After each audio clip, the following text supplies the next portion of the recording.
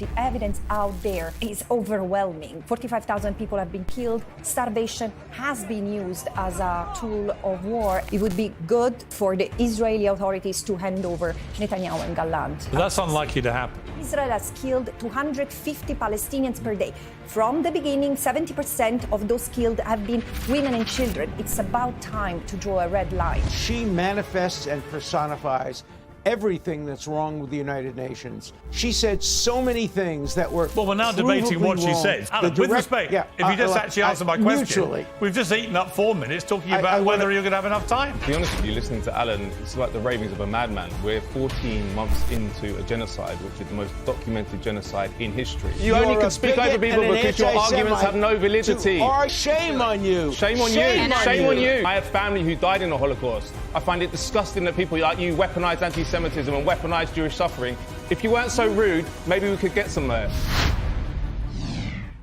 A few months before the Hamas war began, I interviewed the Israeli Prime Minister on an official visit to London. Before his audience with me, Benjamin Netanyahu met the British Prime Minister at number 10 Downing Street and held talks with the Home Secretary on Iran's nuclear threat. If Netanyahu made that same journey tomorrow morning, he would likely be arrested. Staggering but true. The International Criminal Court has issued arrest warrants for Netanyahu himself, the sacked Defense Minister Yoav Gallant, and the Hamas commander Mohammed Deif, who may well be dead. All three men, it says, could bear criminal responsibility for war crimes. Netanyahu is furious.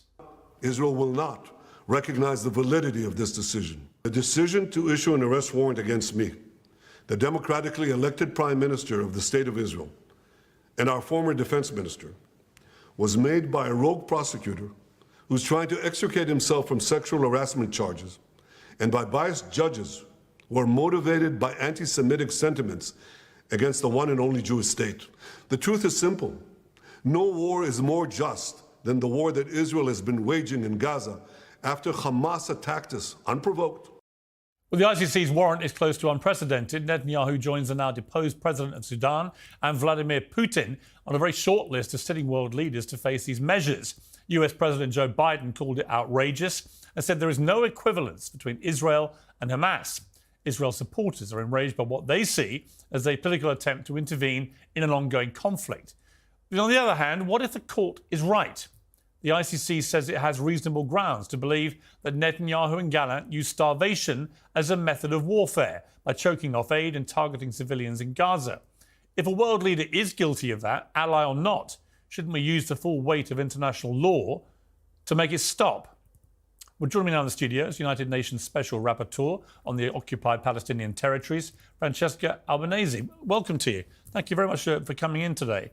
First of all, your reaction to the ICC's statement that they now believe that Netanyahu and Gallant are potentially guilty of war crimes?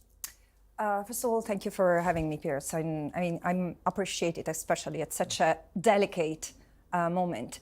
How do I see these ICC arrest warrants against Netanyahu, Gallant and Deif? As necessary, as timely, as long due.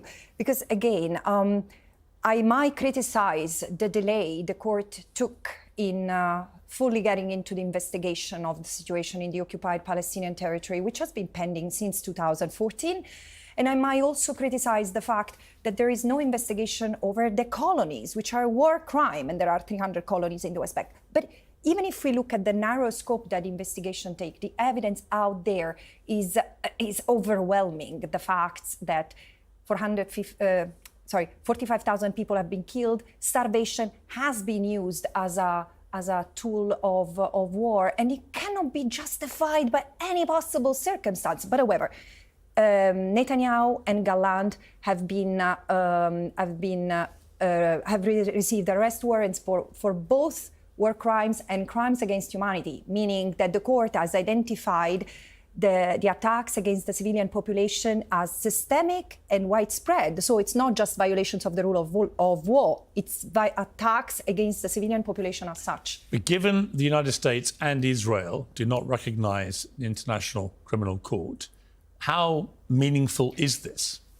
It's very meaningful because, first of all, there is an obligation to prevent war crimes, crimes against humanity, and and a crime as serious as genocide. But also there are state parties to the Rome Statute, all Western countries except, the United States, and the rest of the global South. So this is going to be binding on so many states, and which means that, first of all, the obligation is on Israeli authorities, even if they are not parties to the Rome Statute. It would be good for the Israeli authorities to hand over Netanyahu and Gallant to the ICC. But that's unlikely to happen. If they travel to any country which is a state party to the Rome Statute, they will have to be arrested.